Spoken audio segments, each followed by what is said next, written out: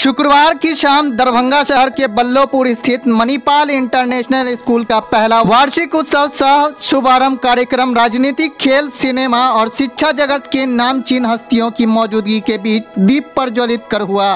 इस दौरान शहर से लेकर ग्रामीण क्षेत्र तक से हजारों की संख्या में लोग भी इस ऐतिहासिक पल का गवाह बनने पहुंचे थे।